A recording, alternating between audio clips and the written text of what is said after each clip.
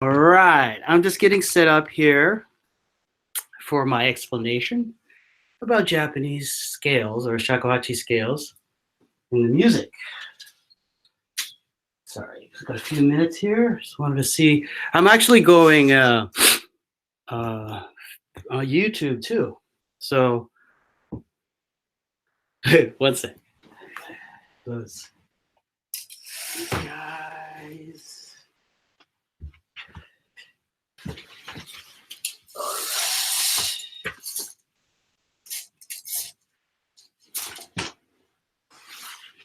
A little bit more. All righty. Thanks, guys. Whoever is out there listening. This is just for the benefit of those folks who haven't have access to any shakuhachi teachers out there. There's who are studying by themselves. They can get a little bit of a grasp on how shakuhachi is studied. So just want to check what I'm doing here. All right. Getting my camera set up. Okay, sweet.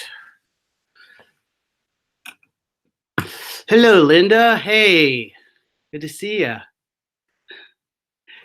on the board there. Okay. The last time I did my broadcast, I was fiddling around the camera because I didn't know which way to do it. And now I figured, oh yeah, it's nice to, if you're using, I'm doing an iPhone and my iPad or my laptop for my YouTube. So iPhone works great vertically. So later, hopefully I'll get a better camera for this. Therese! Wow, Motoko! Oh my gosh. UK. It's good to see you. Wow, awesome. Motoko, it's been a long time. Oh my gosh.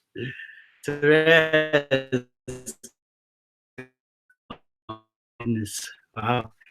Therese, I just wanted to remember that one time we were way back when I remember that cassette tape of that traditional Japanese music when I first started playing shakuhachi.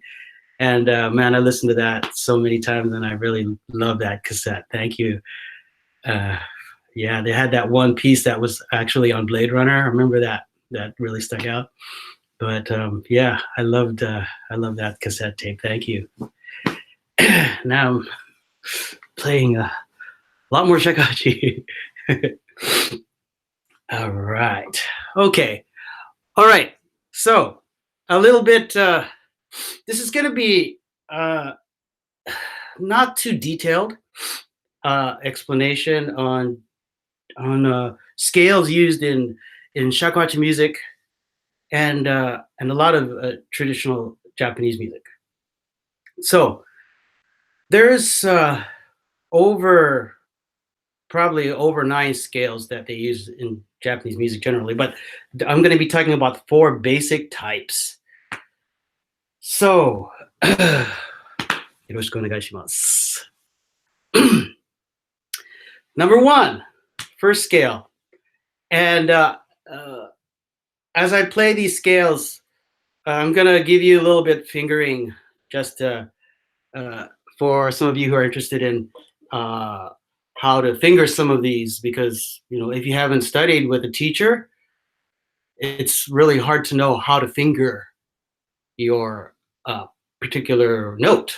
Okay, and I might go off on a lot of tangents because there's this type of explanation is it's very dense. There's a lot of stuff you can talk about in each little thing, each little section of whatever scale. It's so dense and deep. So I prepared a little chart here for a fingering chart to those of you who study shakuhachi music. The fingering chart I use, just to get, if you know anything about shakuhachi, each school has a different fingering system. And so the way you write a note is kind of could change depending on the type of school. So I'm using particularly the school that I use a lot. So, for example, uh, okay, let's start off with the first scale. So the first scale we call the minyo. So, which is basically Japanese. So minyo is the folk music that they usually play in the countryside, which is open scale without any flats or minor sounding notes. So uh, 5 tones plus the octave gives you the minyo scale. So I'll play that right now. Ro, tsu, re, chi, ri, and then the octave. Otsu is the lower octave and kan is the higher octave. So we play starting with all holes closed. And then tsu, open second. Re, third. Second. Chi, third. Ri, and then ro, kan. So if you Kinko style shakuhachi players read ri as the in the 1.8 shakuhachi, the D shakuhachi as 1 2 closed, 3 4 open, and 5 closed. Okay, so I know a lot of beginners who don't study shakuhachi traditionally. They usually kind of open like they use 1 and 2 open, but we're taught to close 1 and 2. Okay, so that gets into just a little bit of another topic about tone color. So when we play shakuhachi, traditionally, there's certain fingerings that we use because of the tone color. You can use any number of fingerings, but it doesn't have the particular tone color. And a lot of Japanese music, particularly shakuhachi music, is uh, determined on the type of the tone color of the note and of the phrase and how you express it. Okay, and you can even get into the type of flute you use. Like this is a jinashi shakuhachi versus the jiari. Jiari has a more brighter tone, whereas the jinashi has a more darker tone. And a lot of jinashi players love, love the jinashi sound because of this dark tone, and it's gentler on the ears. It's not as piercing. It doesn't hurt the ears so much. It's more kind of geared towards like a gentle jinashi players. If you're a core jinashi player, most of them flute because it's too. Anyways, I'll give you. It doesn't matter what this type of scales that I'm talking about. I'm gonna try not to talk too much about Western music because first of all, I was not trained Western style. I started out with as a shakuhachi player. Although Western music is so good, it's so important to study that as well. And I'm gonna kind of explain a little bit about Western theory a little bit later. But as a pure shakuhachi player, all you need are the basic scales. You don't need to know about Western music at all. All you need to do is study the particular fingerings, and then you're good. Okay. So tone color again. So this type of tone color of the jinashi is much more different than the jiari. So I'll play the same basic scale using the jinashi shakuhachi. You can get a feel.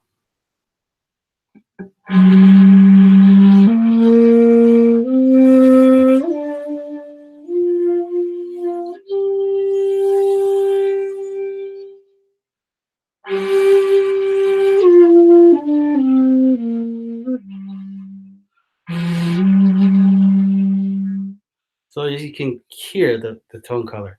But Jinashi is, I would say, type of more advanced type of playing, and most people start out with the 1.8 G Ari Shakuhachi, particularly in the West, and even in Japan. Actually, I don't know how many percentage of people play Jinashi in Japan, but overwhelmingly in the world of Shakuhachi, the G Ari takes the most interest, probably. James, hey, good to see ya. You two folks, I am facing my uh my Facebook camera, so sorry if I'm not getting you. Hey. All right. So getting back to the Mino scale. This is the pentatonic scale. It is the most widely universal scale in the whole world, in the whole universe, I'd say. Uh, because it's used in pretty much every form of music there is on the earth. The pentatonic five tone scale exists, from Mongolian music, Chinese, Korean, jazz, blues, Indian, you name it. Uh, uh, Armenian, indigenous cultures everywhere in the world. It's awesome. So it's the most basic Japanese scale too. And so so I wrote two uh, lines: the otsu going to the kan, and then the kan going to the daikon. So I'll just play the kan, and I'll describe to you a little bit of fingering on this last note. So the kan note. See, so many things we can talk about. Kan, how to do kan? A lot of beginners have difficulty reaching kan.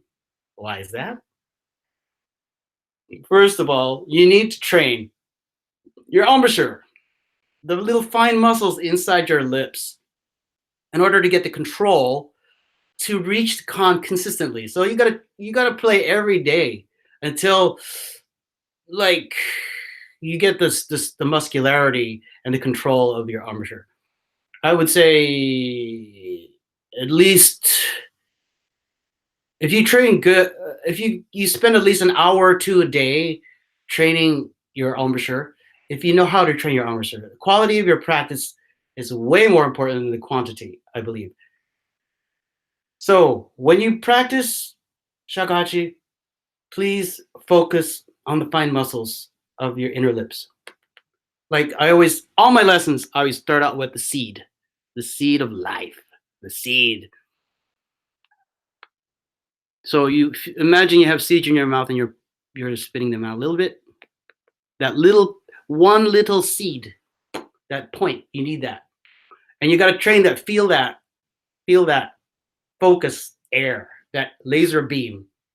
That is the airstream you want to develop. And I mean, it takes a bit of practice before you. But if you want to get into the kan, all you do is push your bottom lip out a little bit. Once you get the nice control of your airstream, just a little push of the bottom lip will get you in the kan. And then you got to work on stabilizing that.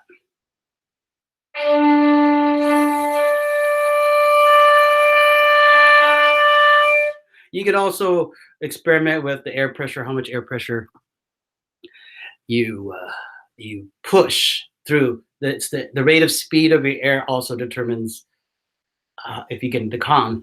But to control the dynamics, I think this bottom push out lip technique is very good.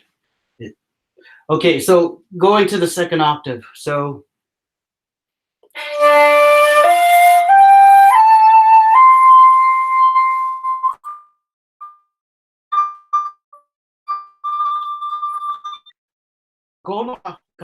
in this, okay? Re is the octave, okay? Re to he. He in this notation system, Kinko Ryu, is the octave of Re. So if you're studying this particular system, remember that Re is always Otsu and he is kan, okay, in this relationship. If you're studying Tozan Ryu, this would be ha and ha kan. Okay. Go no ha, which is the third octave of the D or roll, we call go no ha, which is basically all holes closed and the finger is cracked on the from the bottom. Okay, and you meri your chin.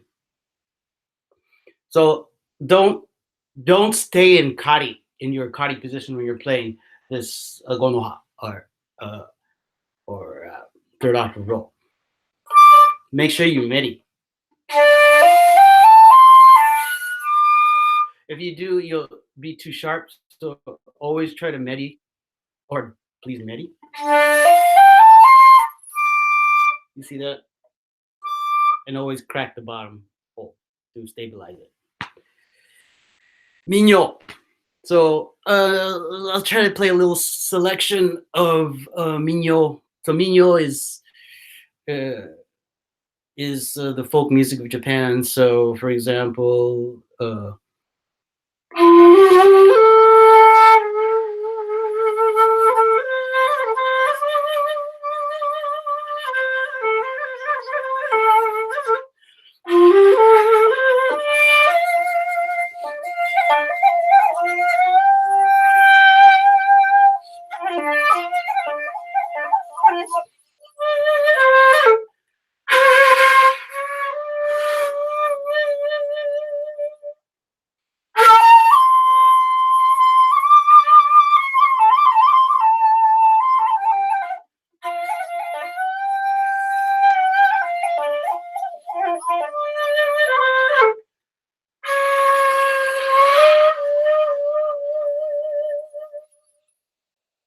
just a little selection. It was an improvised minyo.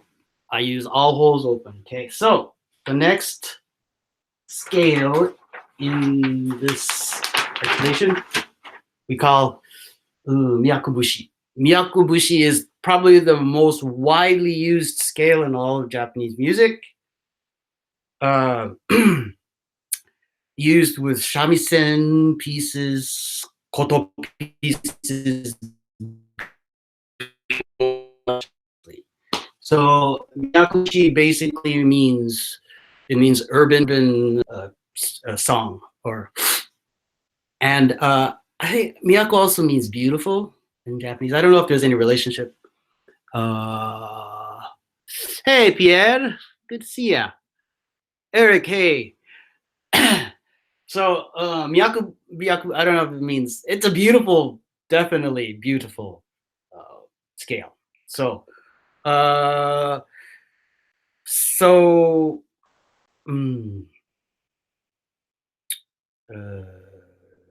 basically, here we go. I'll give you, as you remember, in the Mio scale, we have no flats or anything. So in the Miyako-bushi scale, we have our note that is flattened, which is the tsu, or the E flat, and the B flat, which is the V. So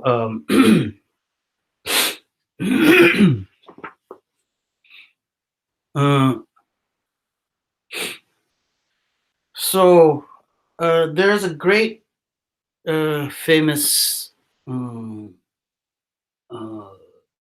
music theory professor named Koizumi Fumio sensei, and he worked out this theory about tetrachords. So, for example, he found that the tetrachords form basic Japanese scales. So tetrachord, I'm not a great music theorist by any means. I mean, I admire people who are experts in music theory because it's such a fascinating subject. I mean, I'm pretty much just a simple shakuhachi guy, you know. When I study music theory, it's just fascinating. I'll try to do it as basic as best I can to describe tetrachord theory. Okay, so first of all, tetrachord is basically four notes: whole note, half note, or uh, I've heard it described also as uh, four notes, and they are uh, what is the word? Sorry, I'm losing my vocabulary. Uh, Imprisoned by a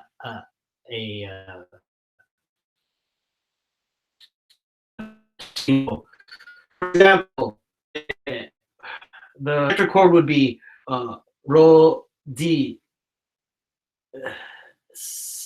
F D E F G. Okay, so uh, so the G would be here. Okay, so that's our first tetrachord. So if you're talking about Western music theory, tetrachord would be from the D to the G. So the note, which is we call nuclear note, or they call kakuon in Japanese. This is the shifting note, is the E flat. Okay, and then the second tetrachord would be from A, B, C, D would be here. So the kakuon in this Miyako bushi scale would be the B flat, which is the rimeri. Okay. So that's the basic theory about uh, Japanese musical scales. Okay. So in Miyako bushi scale, a lot of the koten honkyoku are based using this kind of scale. Okay. So I'll give you an example. Okay, we'll play the scale right now. So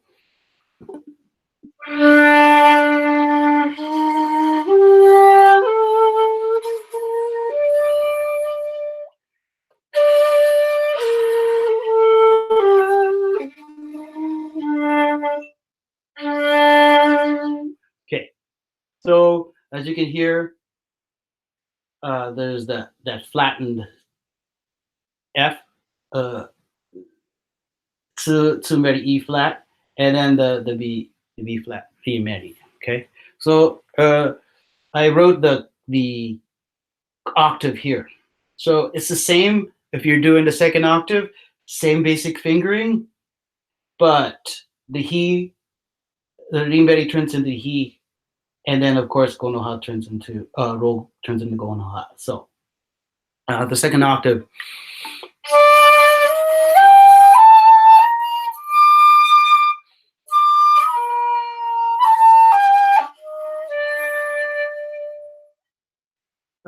So when we play these this type of music on shakuhachi, these kakuon notes, there's a not in Western music we have a tempered hard scale where you get this flex these notes, and so when we play, for example, in honkyoku music, these are allowed to flex maybe uh, 10, even 20 cents flat, flatter than the tsu, than this is in Western music. In Western music, for example, it gives it this kind of darker tone. And traditional shakuhachi music and a lot of Japanese traditional music really like this darkened tone. It sounds beautiful to my ear, and when you flex it, it sounds even nicer. So um, I'll give you like an example of uh, the beginning of a famous shakuhachi piece. Hello, Kanmari-san. Hello.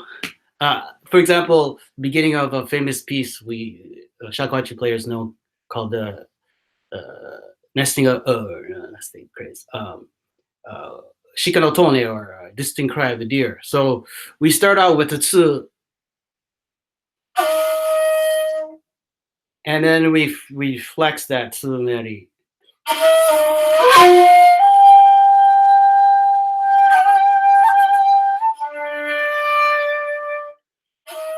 So you hear that. Technically, that would be tsumeri to tsudaimeri, but that is an example of flexing that uh, this tsumeri. But when you're playing honkyoku, it's totally fine to make that tsumeri even flatter than what you're playing it as. If you're looking at it from a Western musical standpoint. Okay, so Miyako bushi is very widely used in Japanese music. Probably number one used scale. Next one we call ritsu. So ritsu scale is came into Japan around the 8th century, and I believe it was through the gagaku orchestra or the court music, which the ritsu actually, of course, China was the originator. The the trade and nation, religion, etc. The ritsu scale traveled to Korea through and into to Japan. So in I'll give you the kakuon. Here we go. The kakuon change to a sharper.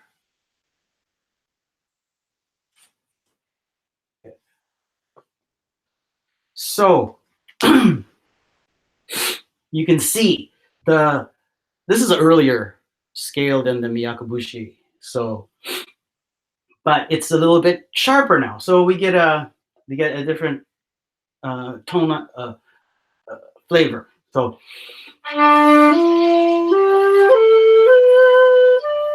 much more brighter, let's say. Okay. So, but the tetrachord still remains intact. Okay. Nuclear kakuon. So this scale is basic to Chinese music, Korean music, and used in shomyo, which is the Buddhist chanting. And so um, uh, something like Eten Raku is very uses this scale a lot. If you don't know what Eten Raku is, one of the most famous, if not the most famous, gagaku piece in the repertoire of court music in Japan. So, and it's used also in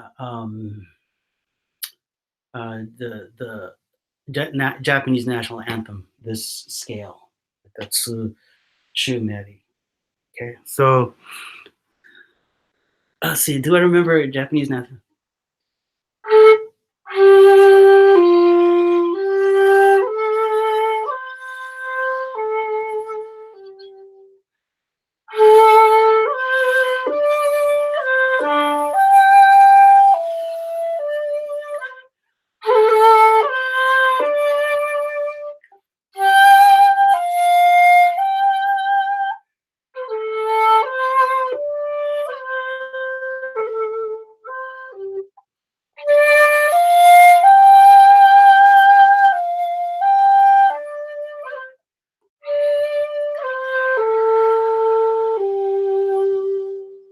So you heard Tsuchumeri, right?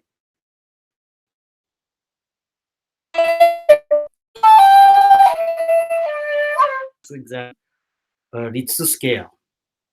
Um, okay, and the last but not least, let's see. Oh, Tsumeri, Tsuchu.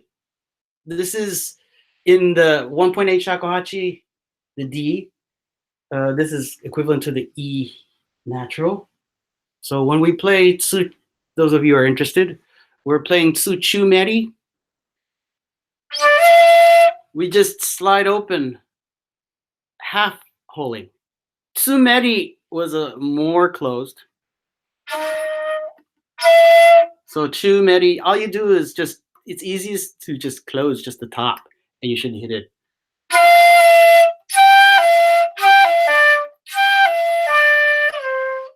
Okay, so half hole, first first hole for tsuchumeri.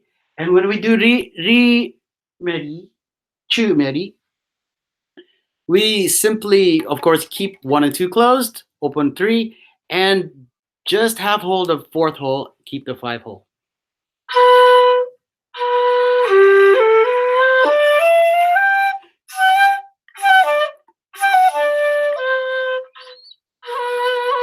Okay, so easy. Okay, so try to remember that.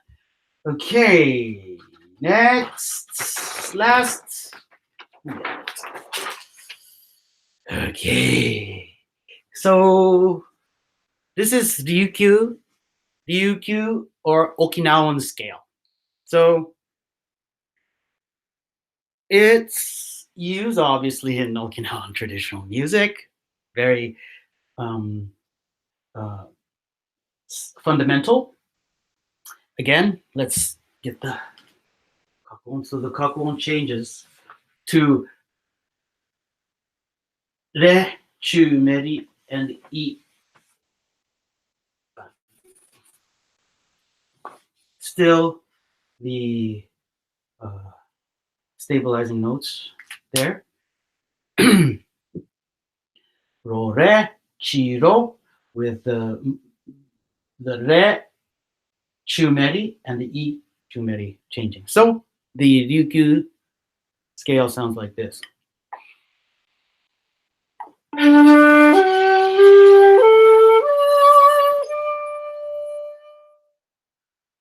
So re are we re chu meri.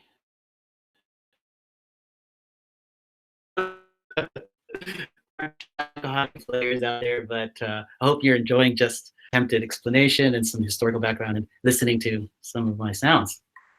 So chu re, which is the G note. So how we play the re chu meri is I'm playing it by half holding 1 and 2. And then the E chu meri, I close 1 and 2 and open 3 and 4 and crack open my fifth hole.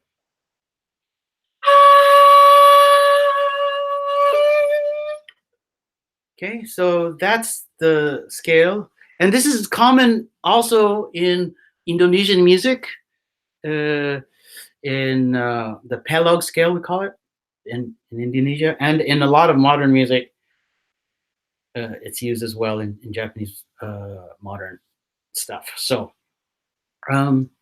another, I'll just give you a little taste of the Ryukyu scale in use in a musical sense. So if I remember,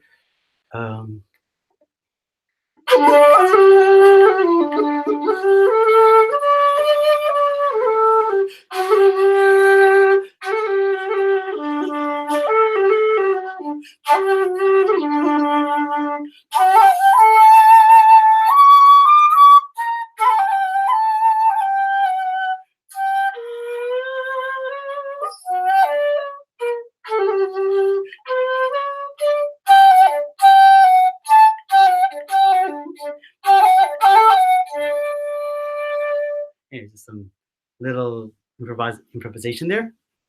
So that's pretty much it for the scales. There's a few more Japanese scales that are used as well, and but you can pretty much play any scale in shakuhachi if you practice enough and you break it down and and study it well.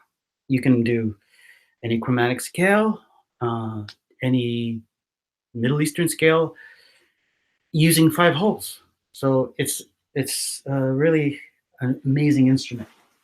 So again, just to review, we got your Minyo, um, basic pentatonic. We got your Miyako bushi, which is Tsu Meri and Re Meri flattened.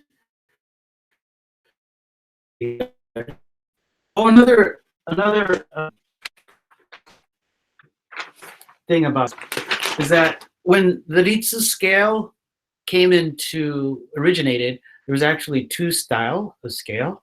There was the Ryo and the Ritsu, and then there's the Ryo scale. So there's two in Chinese music. They like to, and I think this is probably where Japanese got this fascination for the dark and the light, because Taoism influenced Japanese philosophy a lot, and therefore the culture is this idea of dark and light. So yin and yang. So there is, going back to the Ryo, the Minyo. So Minyo was considered the dark, the bright scale. We call the Yo sen. Okay, so and the Miyakobushi is considered the Yin sen. So we got the Yin Yo and the Yang, and then the Yin. So Minyo, which is the bright scale, but in I think Western music they consider that a minor. Anyways, I don't want to can confuse myself. So Minyo is considered the bright scale, the Yo, and the Miyakobushi is considered the In. So Minyo, bright, and the Miyakobushi, the In scale.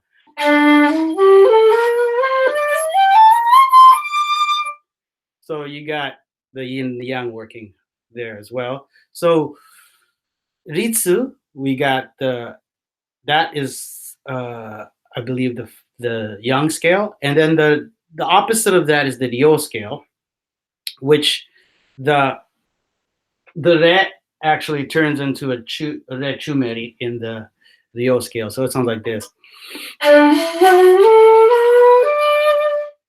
So the Ritsu,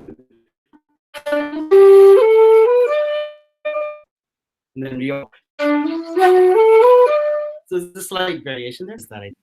And so that's about it for the scales of Japanese in Shakuhachi music. Um, and I hope you guys, some of you, particularly Pierre says, okay, let's have Q&A now. 5 holes proven that less is more. Ah, yeah, absolutely. Less is more. I love that.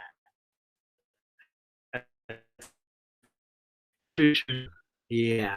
Um, yeah, shakuhachi is such an interesting instrument, and so those of also the whole uh, uh, experience of making your own too. So I like to plug my shakuhachi roots pilgrimage a little bit. So this year in November, we already have a group all set to go, and it's going to be number 10.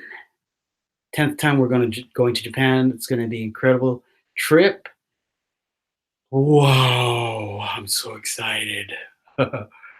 Shakuhachi Roots Pilgrimage is an incredible journey where we take Shakuhachi people from outside of Japan, and I lead them within Japan, and we travel all over from northern to the east, to the west, north, south, and we visit incredible, beautiful temples, Shinto shrines. We meditate, we blow together, we do misogi, we take lessons with amazing teachers. We um, take lessons, and we get a chance to do a lot of shakuhachis, experience all the different levels of Japanese society, talking to scholars, talking to normal people on the street, talking to everybody, and uh, going into the cities and into the countrysides. And particularly, we go and harvest our bamboo. Oh, hey, Calvin. It says, "What do you think of the wooden made in Japan?" Oh, shakuhachi wood mokkan. Yeah, I like mokkan shakuhachi. Yeah, yeah, I like mokkan. so, yeah. So, getting back to the Roots Pilgrimage, it is such a deep journey. It stirs the soul. It stirs the the mind, and uh, it it's just a heart moving, truly awesome experience. And I'm so privileged to get a chance to experience that every couple of years. Here we go. Now we have added a new section to the Shakuhachi Roots pilgrimage, and I think it's going to become like a staple. China. China is pretty much the root of shakuhachi. Okay, we know Japan has created shakuhachi as we know it today. Okay, Japan is the motherland of the shakuhachi we know today, and Japan is the most awesome country for deepest shakuhachi. Uh, and but we know that shakuhachi did come from China, and the xiao, as we know today, is a type of flute that most people know as that the V cut undercut flute. But I don't know if many people know, but in the Tang Dynasty, which is around the 8th century ish, uh, the the first shakuhachi was this style, cut on the top, and even to this day, in the Chinese, people call this the tongue shell, the tongue mouthpiece. So I I learned that through somebody in China, a flute player there. They call this the tongue shell, and so that's just a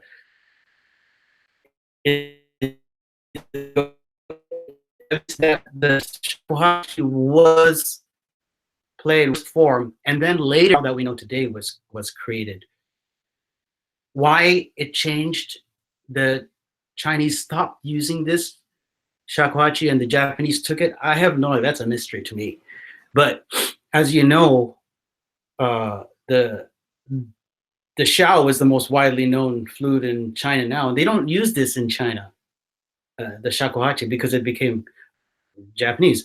But as we in the last several years, the Chinese have been very enthusiastic about about the shakuhachi again, and the tang lao. So they're embracing it once again, and we're going to uh, have the next World Shakuhachi Festival in China in Chaozhou in 2022. So I happen to be fortunate enough to be involved in this uh, the team that's helping put it on, and so I'm very moved to be part of that. But anyways, I'm going to include the shout in Chaozhou. I'm including the we're going to hold the World Shakuhachi Festival, which is, oh my goodness, guys, Chaozhou. There is an incredible museum, cultural center built right into this mountainside. It is secure and in one area. It's incredibly beautiful. I've never been there, but I've seen pictures and videos. Big, huge lake. You got like a type of castle there. Where that is the museum. It has uh, rooms dedicated to incense, to calligraphy, to tea ceremony, and to shakuhachi itself. There's a real building. They already built a shakuhachi museum there with a huge statue of this this shakuhachi player going like this. Anyway, uh, but anyways, we're gonna be going there and having. I'm scheduling a shakuhachi making workshop for the pilgrims who come with me at the end of the Shakuhachi pilgrimage. So we're gonna get the bamboo prepared. After we finish our month in Japan, we're gonna go there for a few days to Chaojo in the mountainside. I don't know, 3 or 4 days after, 3 or 4 days. Maybe to make shakuhachi, we're gonna get all the tools ready for everybody, and oh wow, and you're gonna eat like pigs because this is the year of the pig. Chaojo is famous for their food, man. You're gonna be fat by the time you leave that place. Anyways, just plug in that. Uh, so the World Shakuhachi Festival 2022. Um, all styles are welcome to join and to come and to perform and even record. There's a Kane Lee, who is the our contact organizer there. He is a recording artist, engineer, and he's open to recording those who are who want to record their music there as well. Those of you guys who are because this is a museum, those of you guys who are authors, who are scholars, if you want anything published in Chinese and in English, send it there, and it's going to be put into the library as part of the Shakuhachi archives. So it's going to be the largest collection of Shakuhachi documentation and books, etc., in the world. So send your music there, whatever, and please visit Chaojo whenever you get a chance. And if you guys 2022, you guys are ready to go, start practicing now, and then you get the chance to go there and train some awesome teachers and listen to some amazing music. We're going to be collaborating with Chinese locals and world-class composers. It's going to be crazy, guys. We're going to have all styles of genres of shakuhachi there, from traditional all the way to like avant-garde to pop music. Bands from Japan are going to come. It's going to be crazy. So cool. And the stage, you guys won't believe the stage is so awesome. Anyways, we still have a few more years, but I'm starting to plug it right now. But anyways, who else is going? Yeah. Okay. I'm here on the Sunshine Coast, beautiful Sunshine Coast of British Columbia, Canada, and I live relatively close to Vancouver. So Vancouver is a beautiful city. If you guys ever want to come to Vancouver, call me, and we can set up shakuhachi lessons. I might have a show going on, and if you you're welcome.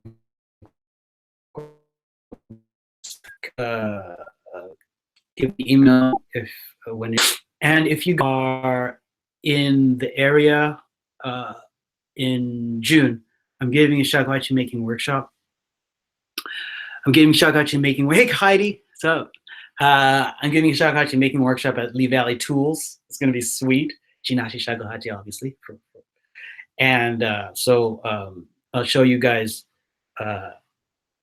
some of the details on how to make a nice Jinashi shakuhachi. And what others? Oh yes, in March, I will be in California. I'm gonna be. Oh yeah, no, March. I'm going to Tucson. What is it? Where's my? Yeah, so I'm going to be teaching, giving a lesson to this group down there.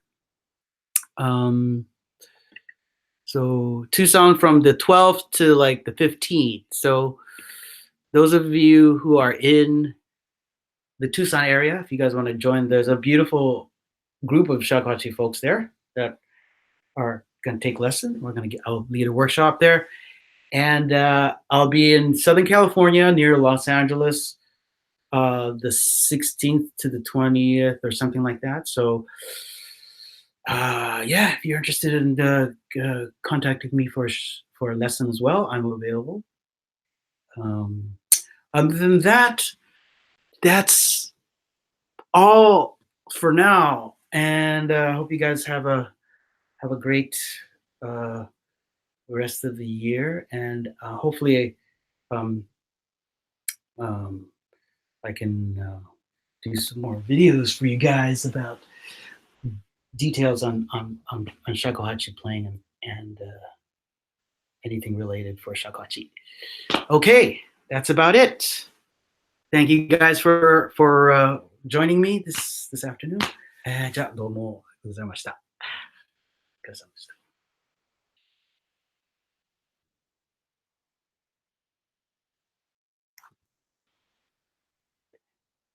Hey, Kyle.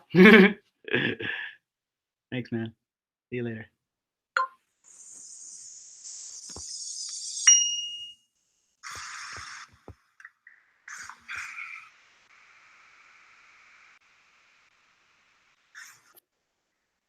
Hello, everybody. All right, I'm just getting set up here for my explanation about Japanese scales or shakuhachi scales in the music.